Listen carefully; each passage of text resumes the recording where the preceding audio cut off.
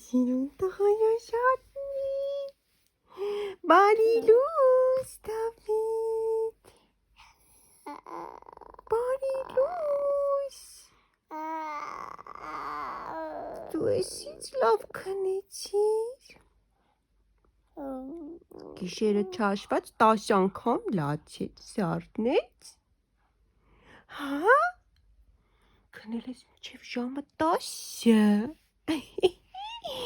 մինչև 10-ը, բարև բոլորին, նոր վլոգ ենք սկսում, այսօր շատ հետաքրքիր օր ենք ունենալու, այսօր պետք է մեզ հյուր գա Դավիթի քեռի, իմ եղբայրս է գալու և որոշեցինք, որ պետք է գնանք անպայման հետաքրքիր մի վայր, քանի որ եղանակը այսօր շատ լավն է, արևոտ, տաք եղանակ է, պետք է անպայման դուրս գանք և պետք է գնանք այսօր արծիվների շոու դիտելու և ձեզ անպայման մեզ հետ պետք է տանեմ և նախքան գնալը պետք է անպայման գնամ դեղատուն, կովիդի տեստ հանձնեմ, քանի որ առանց այդ տեստի ոչ միտեղ չես կարող գնալ, քանի որ ես դեռ պատվաստում չեմ արել, պետք է կովիդի տեստ անեմ հասարակական վայր գնալու համար, դրանից հետո արդեն կուղևորվենք դեպի արծիվների շոու, դե եթե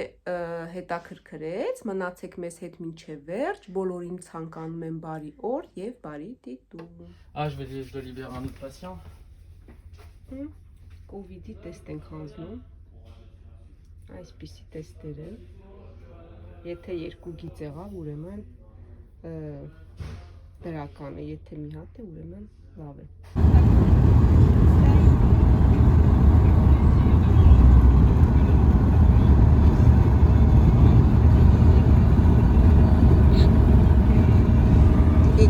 Համով իրա ոտիկը, ես էլ ուտեմ իրա ոտիկը, ուտեմ, ախ, ուտեմ են թունգլիկ տոտոշնիրը, ամուվացի կարիք ոտը, նո, իմանչ սեպի,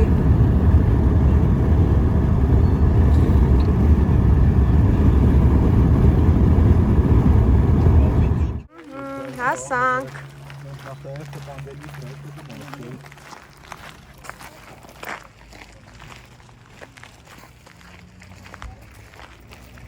շատ հաճելի օր է, արևոտ, տաք,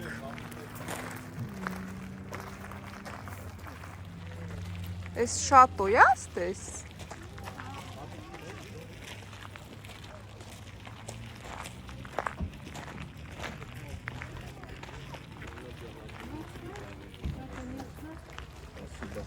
маска обязательно.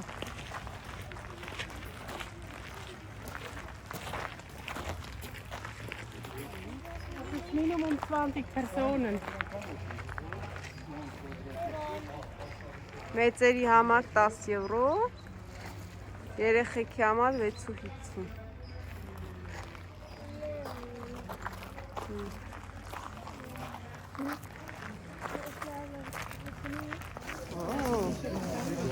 Ես ինչ մեծ է։ Դավիթ, լտես ինչ մեծ անգը։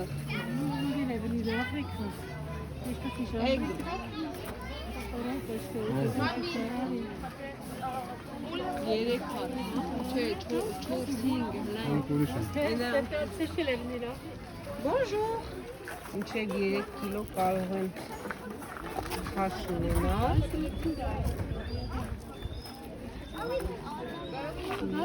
Das ist eine Art von Adler, aber eben speziell. 35 տարի են ապրում։ Սա աղջիկն է, սա տղան։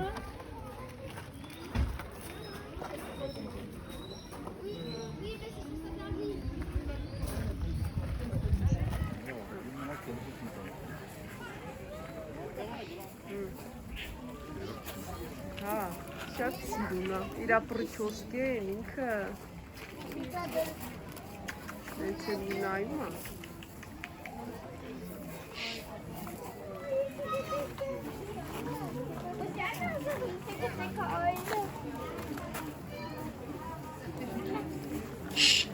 ոսկեքով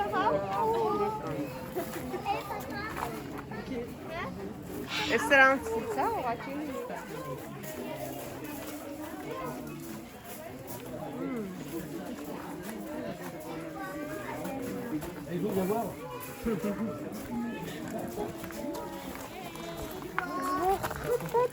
Ոտիկն է ուտում Մի հատ էլ գրտինք իրան կարող է նայի հետաքրքրի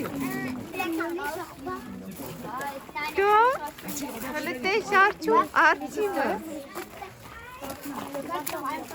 Հələ նայի Նասկու հանումա Die sind angekettet. Հələ տես Nee, die können sich überall hier bewegen. Eina, Dvatikeina. Ասում այս ինչքան շատ մարդ կա Թթի ծառ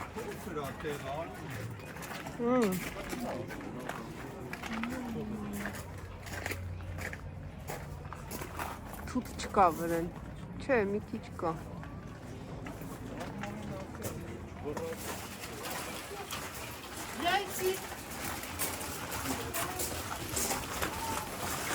Շատո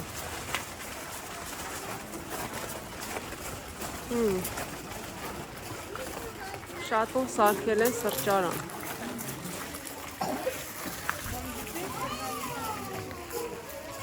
Սենց կարանք վարդստանանք ես աստիճաններով Բերթա կամ պալատա կա շատով փող եկի բերթնա շատում պալատա բայց եկի Պալատա, շատով փողա ավելի շատ բերթա քան պալատ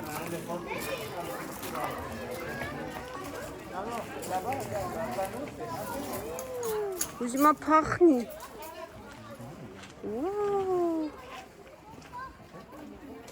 Ուզում է փախնի չի կարում կապել են իրա ոտիկից Զարմացած նայում է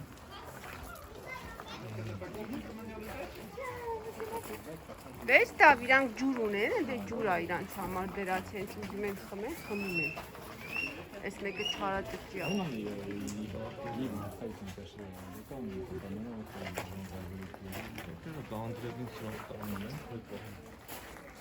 Երևի կմնան, եթե շատ սուր տեղավ կարող է տանեն ներս Եկավ իսյա Վախեցար էլ բերանը Ոյ, լելը բերանը Ներկայացում, հա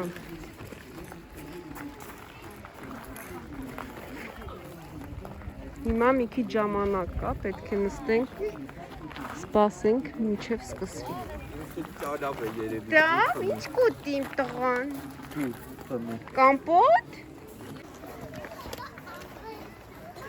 Դա, ինչ դեմնասի Մի հատ էլ ուտենք կամպոտ Ուտենք Պասի Accrocher une lanière. Alors que comme vous pouvez le voir, il va se servir de son environnement, des arbres, du château ou encore de l'axe du soleil afin de mieux amorcer la descente sur le soigneur. Il va être toujours en recherche d'altitude, en quête d'éloignement pour toujours prendre plus de vitesse. Notez que le nom de faucon vient de la forme de ses ailes. Elles sont fines, étroites, pointues, en forme de lame de faux. D'où son nom d'or. De belles évolutions de la part de notre faucon qui gagne toujours en vitesse. Donc courtoisie a été faite, on peut donc accompagner notre faucon Jacko. Voici Vladimir.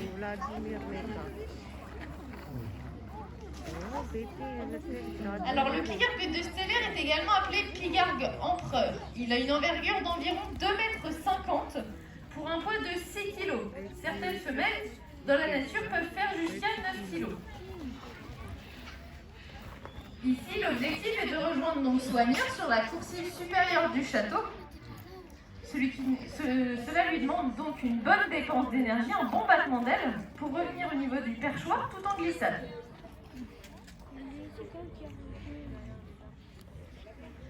Donc le pigargue de Steller tient son nom de l'explorateur et zoologue allemand Wilhelm Steller. Alors chez cette espèce, on peut apercevoir son bec très imposant. En effet, dans la nature, il va se nourrir de poissons, mais également de renards polaires ou encore de petits phoques. Et cette nourriture peut être encore congelée. Il a donc besoin d'un bec puissant afin de se nourrir. Ici, notre individu est encore en plumage juvénile. Son bec et ses pattes sont jaune clair et son plumage brun foncé. Lorsque le plumage adulte est atteint, le bout des ailes, une partie des pattes et une partie de la tête seront blanches. Il aura atteint alors sa maturité sexuelle.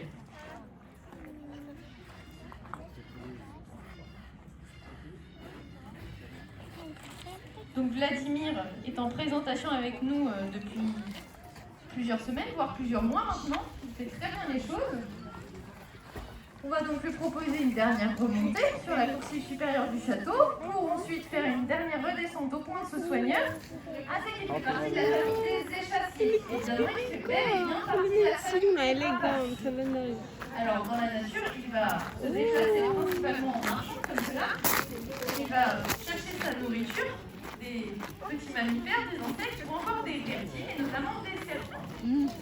Alors ici, on lui proposera un faux serpent, un leurre, afin de voir un petit peu cette technique de chasse qu'il pourrait avoir dans la nature avant de se nourrir. On va donc pouvoir lui mettre en activité. Le leurre est glissé au sol. On peut voir qu'il frappe de manière très forte le leurre directement sur la tête du serpent afin de le tuer plus rapidement. Alors on peut voir la puissance qu'il met sur ses frappes. Si vous recevez un coup de patte de serpentaire sur la tête, vous seriez directement assommé. Alors parfois le serpentaire va écarter les ailes comme cela. Il va faire bouclier à 20 km/h environ. C'était la danse du serpentaire. 100 km 20 km.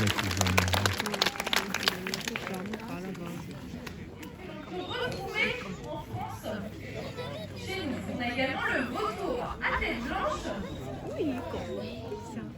ainsi que le vautour à dos blanc. Alors sur le mur également, on a un jeune vautour percotère, né l'année dernière dans notre centre de reproduction, avec également un vautour à capuchon, dont la particularité est que sa tête change de couleur en fonction de son sera rouge s'il est énervé et blanche s'il est apeuré. Ils vont donc se nourrir directement dans les carcasses. Lors de la saison de reproduction, ils vont donc se nourrir sur ces carcasses et régurgiter le contenu de leur estomac directement dans le bec et dans le nid pour nourrir les petits. Alors ces vautours continuent leurs évolutions, ils ont un rôle écologique majeur de prolifération de maladies. Cependant, ils sont extrêmement menacés. Alors ici on fait évoluer deux petits haris. Alors, donc ce sont deux mâles. En effet, dans la nature, ils vont vivre en groupe. De 5 à 6 individus. Il y aura deux avantages à cela. Alors, lors de la chasse à d'éventuels prédateurs. Alors ici, le vol est toujours utile et rentable.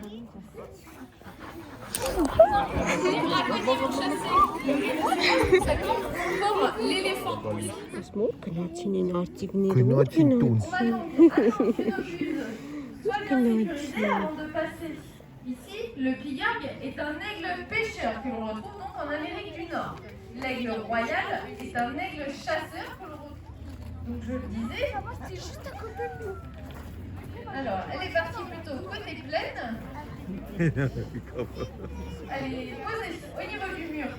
Je vais remonter sur la coursive supérieure du château. Alors, sur un prochain passage, on pourra lui proposer une action de pêche dans le bassin. Une récompense sera lancée dans le bassin et vous pourrez voir donc sa technique de pêche pour pouvoir se nourrir.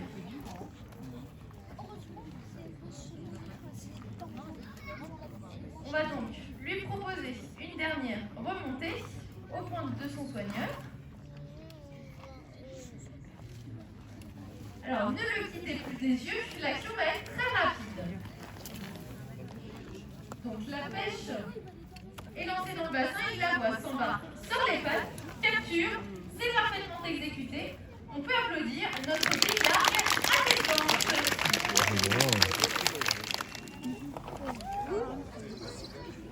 À noter que Arfan des Neiges en suédois veut dire mangeur, chasseur de lièvres, ce qui donne une idée de ses proies potentielles dans la nature. On va donc pouvoir proposer un dernier retour à notre mâle, Flocon. Et je vous laisse toujours apprécier ce vol qui est totalement inaudible. On peut raccompagner notre Arfan des Neiges.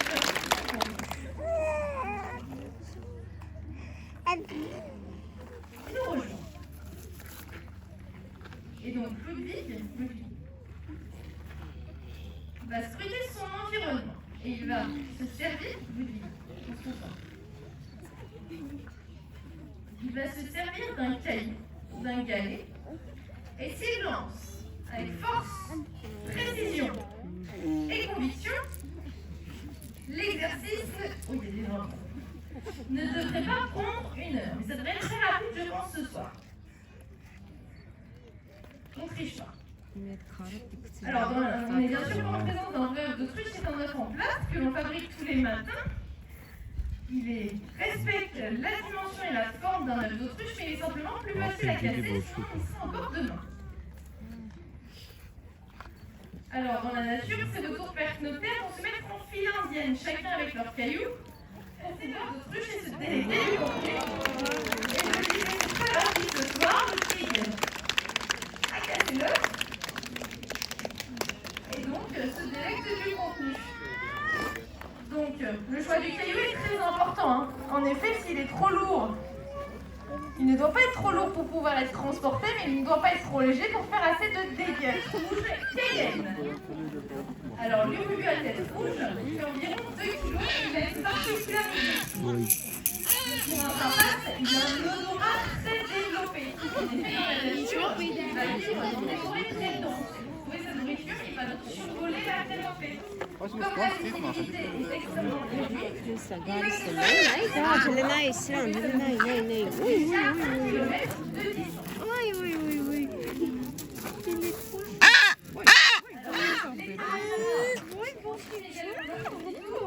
alors, ils sont très bruyants et encore dans la nature, ils peuvent vivre en groupe de 5 à 10 individus.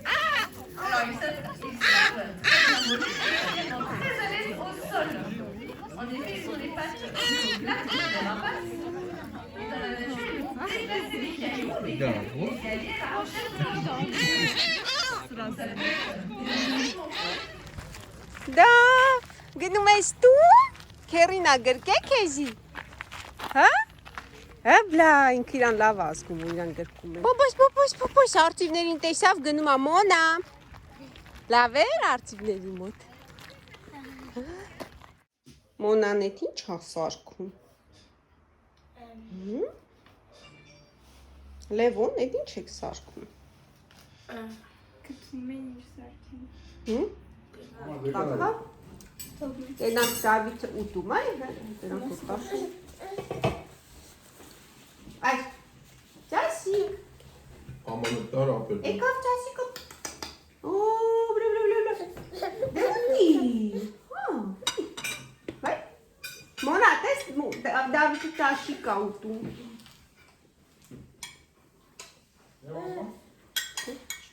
Այսքանով ձեզ հրաժեշտ տանք, շատ ուրախ ենք, որ մնացիք մեզ հետ մինչև վերջ, հուսով ենք հավանեցիք այսօրվա մեր վլոգը, հետաքրքիր էր ինձ թվում է, ես գնամ Դավիթին քնացնեմ, ձեզ բոլորին ցանկանում եմ բարի օր կամ բարի գիշեր և բոլորիդ շատ սիրում ենք, կհանդիպենք հաջորդ վլոգում, պակա, շադապ, պակա։